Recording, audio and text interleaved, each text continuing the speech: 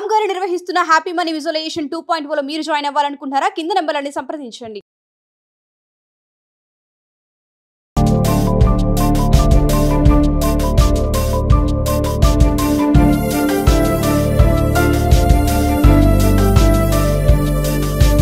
Welcome to Suman TV. సాధారణ కుటుంబంలో పుట్టి చదువులో తల్లిగా ఎదిగి టాపర్ గా నిలవాలంటే కావాల్సింది బ్యాక్గ్రౌండ్ కాదు, కృషి, పట్టుదల అని నిరూపించింది విజయనగరం జిల్లాకి చెందిన రమ్య. ఇంతకీ రమ్య సాధించిన విజయం ఏంటనుకుంటున్నారా? ఏం లేదండి, ఆంధ్ర యూనివర్సిటీలో బీబీఏలో ఆంధ్ర యూనివర్సిటీ టాపర్ గా నిలిచింది. తనకంటూ ఒక ప్రత్యేక స్థానాన్ని ఏర్పరచుకొని ఉన్నత చదువుల కోసం పై దేశాలకి వెళ్ళాలని కృషి పట్టుదలతో తనైతే చదువుని అభ్యసిస్తుంది.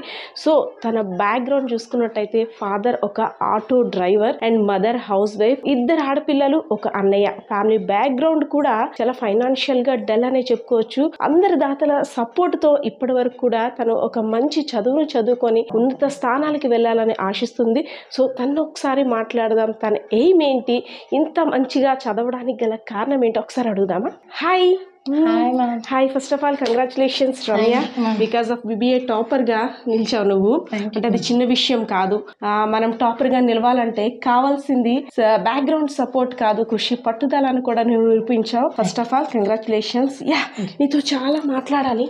నీ గురించి చూసాము, చదివాము. నిజంగా ఇప్పుడున్న విద్యార్థులకైతే నువ్వు ఇన్స్పిరేషన్.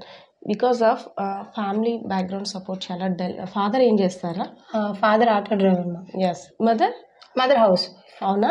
సో నువ్వు టాపర్గా నిలిచావంటే ఇది అంటే సాధారణ విషయం కాదు. ఒక ఎయిమ్ని ఏర్పరచుకున్నావు. సో ఎన్ని గంటలు శ్రమిస్తావు, అసలు ఎప్పుడు చదువుతావు, ఏంటి నీ ఎయిమ్ ఏంటి? బేసికల్లీ నేను చదవడం అంటే చాలా తక్కువ చదువుతాను మ్యామ్. నాది మెయిన్ థింగ్ అంతా టీచర్స్ చెప్పే విధంలోనే ఉంటుంది. అంటే నేను క్లాసెస్ బాగా వింటాను. సో 90% అక్కడ వస్తుంది. అండ్ నేను ఎప్పుడు వర్క్ బుక్స్ చదవను, నా నోట్స్ నేను సొంతగా ప్రిపేర్ చేసుకుంటాను. సో క్లాసెస్ వినడం అండ్ నోట్స్ ప్రిపేర్ చేసుకోవడం అనేది మెయిన్. దాని తర్వాత ఎగ్జామ్స్ ముందే, ఓపెన్ గా చెప్తాను, ఎగ్జామ్స్ ముందే నేను బుక్ తీస్తాను. కానీ ఈ చదవడం ముందు అంతా శ్రద్ధగా వినడం అండ్ నోట్స్ ప్రిపేర్ చేసుకోవడం వల్ల ప్రతిసారి బాగా అయిపోతుంది. ముగ్గురు పిల్లలు మీరు. చిన్నప్పటి నుంచి కూడా ఎడ్యుకేషన్ అంటే ముగ్గురిని హ్యాండిల్ చేయడం అంటే ఒక చిన్న తరగతి కుటుంబం సాధారణమైన విషయం కాదు. సో అంటే ముగ్గురిని ఎలా హ్యాండిల్ చేసేవారు? ఒక్కొక్కరు కూడా అంటే కాలేజ్ పొజిషన్కి వచ్చేసరికి చాలా ఎక్కువ పెట్టుబడి అవుతుంది, అంటే ఫీజెస్ కానీ అన్నీ. సో ఇవన్నీ పేరెంట్స్ ఎలా మేనేజ్ చేశారా? మ్యామ్ బేసికల్గా లైక్ 5th క్లాస్ వరకు అందరం కాన్వెంట్ స్కూల్లోనే చదివాం మేము. అప్పుడు కొంచెం మా పొజిషన్ బాగుండేది. కానీ తర్వాత కొంచెం ఫినాన్షియల్గా లేదు. నేను 6th నుంచి మోడల్ స్కూల్లో చదువుకున్నాను, గవర్నమెంట్ స్కూల్. అండ్ సో మా సిస్టర్ కూడా 9th నుంచి గవర్నమెంట్ స్కూల్లో చదువుకున్నారు. మా అన్నయ్య ఇంటర్మీడియట్ మోడల్ స్కూల్లోనే చేశారు, గవర్నమెంట్ స్కూల్. తర్వాత అంతా స్కాలర్షిప్సే వచ్చాయి మ్యామ్. లైక్ మా అక్క సిస్టర్ సీతం కాలేజీలో బీటెక్ కంప్లీట్ చేశారు. సో బిగ్గెస్ట్ థ్యాంక్స్ నేను డైరెక్టర్ సార్ శశిభూషణ్ గారికి ధన్యవాదాలు చెప్తున్నాను. మా అక్కకు కానీ నాకు కానీ ఫినాన్షియల్గా లైక్ స్కాలర్షిప్స్ అండ్ మాకు ఇచ్చారనమాట కాలేజ్లో చదువుకోవడానికి. సో బిగ్గెస్ట్ మా గ్రాడ్యుయేషన్కి సరే చాలా హెల్ప్ చేశారు మ్యామ్. అంటే లైఫ్లో చాలామంది సపోర్ట్ ఉంటుంది అంటుంటాం.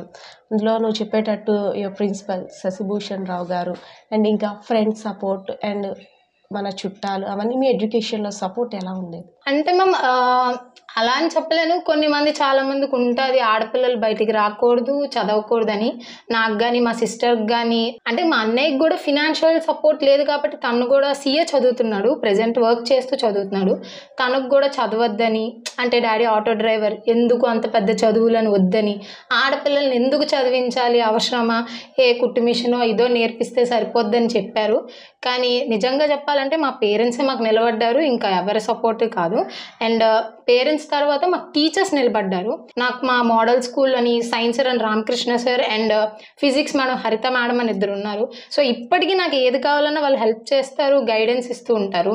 అండ్ ఇంటర్లో కూడా ఒకసారి మాకు ప్రిన్సిపల్ అతను నాకు స్కాలర్షిప్ ఇచ్చి మా కాలేజ్ అంటే హెల్ప్ చేశారు. అండ్ గ్రాడ్యుయేషన్ మొత్తం శశిభూషణ్ సారే చూసుకున్నారు.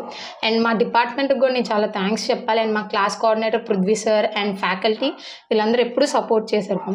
ఒక ఎయిమ్ మనం ఏర్పరచుకున్న తర్వాత మనకి ముఖ్యంగా కావాల్సింది ఏంటి? ఏకాగ్రత కావాలా, లేదా ఫైనాన్షియల్ సపోర్ట్ కావాలా, లేదా ఫ్యామిలీ బ్యాక్గ్రౌండ్ ఉండాలా, ఏం కావాలి అంటే నువ్వు ఇవన్నీ అనుభవించి వచ్చావు ఈ పొజిషన్కి. సో అంటే ఒక స్టూడెంట్ ఎయిమ్కి రీచ్ అవ్వాలి, తన గోల్కి రీచ్ అవ్వాలంటే ముఖ్యంగా కావాల్సింది ఏంటి? ఫస్ట్ థింగ్ మ్యామ్ డిటర్మినేషన్ ఉండాలి మ్యామ్. లైక్ నేను మళ్ళీ మనకి మా మీద నమ్మకం ఉండాలి మనం సాధించగలమని.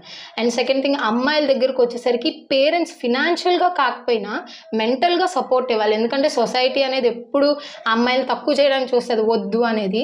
సో అలాంటప్పుడు ఫ్యామిలీ సపోర్ట్ అండ్ మనకి మనం చేయగలం అనే మనకి మనం ధైర్యం ఉంటే తప్పకుండా చేయగలుగుతాం. ఎప్పుడైనా అనిపించిందా అంటే ఇంట్లో పరిస్థితులు చూసి నాన్న ఆటో డ్రైవ్ చేసుకొని వచ్చి ఇంట్లో నిత్యావసర సరుకులకి వాటికే సరిపోద్ది ఇప్పుడు వచ్చే డబ్బులు, సో ఇవన్నీ చూసి పెద్ద అయిన తర్వాత నేను ఇది కావాలని ఎప్పుడైనా అంటే చిన్నప్పుడు అనిపించి ఒక పట్టుదల మీద ఈ స్థాయికి వచ్చావా, లేదు చిన్నప్పటి నుంచి కూడా నేను పలాంది చదవాలి అనేసి ఏం పెట్టుకున్నావా?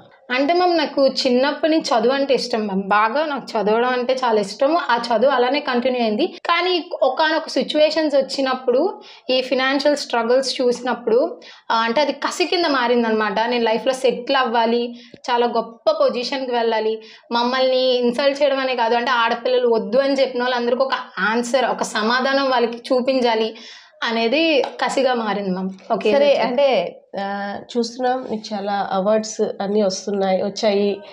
ఇవన్నీ వచ్చేటప్పుడు నేను అప్రిషియేట్ చేసేటప్పుడు టీచర్స్ కానీ లెక్చరర్స్ కానీ మీ పేరెంట్స్ల కళ్ళలో ఆనందం ఏ విధంగా ఉంటుంది?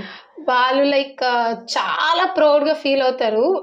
లైక్ మొన్ననే చంద్రిక మ్యామ్ ఒక ఎన్జిఓ హెల్త్ మాస్టర్ అని ఎన్జిఓ వాళ్ళవి సన్మానం చేశారు డిఎస్పి సార్ ఆఫీస్ దగ్గర.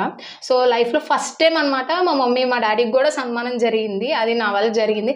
అండ్ దట్టు వాళ్ళ యానివర్సరీ ఆ రోజు. సో మా పేరెంట్స్లా లైక్ జీవితంలో ఎప్పుడూ ఇవ్వలేని గిఫ్ట్, నువ్వు చాలా గొప్ప గిఫ్ట్ మాకు ఇచ్చావు. So they will be most happy. మీలా చదువుల సరస్వతిల పిల్లల్ని అందించిన మీ మదర్ని అయితే నేను ఒకసారి చూడాలనుకుంటున్నాను, ఒకసారి పిలుస్తాను. అమ్మ నమస్తే. సరస్వతి పుత్రికల్ని అందించిన మీకు నిజంగా ఎంత చెప్పినా మీ గురించి తక్కువే. సో ఈ రోజుల్లో అమ్మాయిలు పుట్టారంటే పుట్టినరోజు నుండి ఒక నిరాశతో చూస్తుంటారు. అమ్మాయి ఇచ్చాడు దేవుడు, మాకు కట్నాలు ఇవ్వాలి, చదివించాలి, ఇవి కొనాలి అవి కొనాలి, బంగారాలు ఏంటి ఏదో తప్పుగా. కానీ 2 ఆడపిల్లలు, ఒక అబ్బాయి, మీకు ముగ్గురిని కూడా ఒక పేద కుటుంబం అయినప్పటికి కూడా ముగ్గురిని ఒక చదివించి మంచి స్థాయిలో నిలబెట్టారు. సో మీలాంటి పేరెంట్స్ చాలా మందికి ఇన్స్పిరేషన్. పాప టాపర్ అయింది ఏయుకి BBAలో. సో మీ హ్యాపీనెస్ ఎలా ఉంది? మాటలో చెప్పలేనంత సంతోషం అండి. ఆడపిల్లలు అంటేనే ఆడపిల్ల అక్కడికి వెళ్ళిపోతుంది, వంశాన్ని నిలబట్టదు అనేసి చాలా చిన్న చూపు ఉంది. అసలు ముందుగా మా ఫ్యామిలీ కూడా, రిలేటివ్స్ కూడా పిల్లల్ని ఇంతగా చదివించాలా చెయ్యాలా అంటే మన పరిస్థితి ఆర్థికంగా తక్కువ కదా అనేసి ఇదే అయ్యేవారు. కానీ ఆకలితో ఆ పట్టుదలతో మా పిల్లలు ముగ్గురు కూడా పైకి వచ్చారు. ముగ్గురు కూడా టాపర్స్ బాగా చేశారు. రమ్య అయితే ఒక పేరు నిలబెట్టింది, ఆంధ్ర యూనివర్సిటీ టాపర్ అయ్యి. అసలు నిజంగా ఇది మాటలో చెప్పలేనంత సంతోషం మాకైతే. సార్ నమస్తే సార్. సార్ మీ పేరు, అసలు మీరు ఏం చేస్తారు? నా పేరు కామేశ్వరరావు అండి. ఓకే. ఆటో డ్రైవర్ చేస్తుంటానండి, ఆటో డ్రైవర్గా వర్క్ చేస్తున్నాను.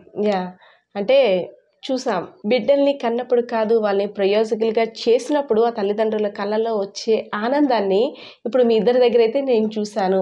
సో రమ్య గురించి చెప్పాలంటే ఏం చెప్తారు మీరు? మాటలు మాత్రం రావడం లేదు, నో వర్డ్స్ టు సే అనమాట. ఆనందం. అయితే రమ్య ఫాదర్ కామేశ్వరరావు గారు అనిపించుకున్నారా? కామేశ్వరరావు గారి అమ్మాయి రమ్య అంటున్నారు? లేదు, రమ్య వాళ్ళ నాన్నగారు కామేశ్వరరావు అని అనిపించుకున్నాను నేను చూస్తాను. మీకు ఆట ఒక్కటే జీవనాధారం. సో ముగ్గురు పిల్లల్ని కూడా ప్రయోజకులు చేయడానికి అహర్నిశలు ఎంతో కష్టపడి ఈ పొజిషన్కి తీసుకొచ్చారు.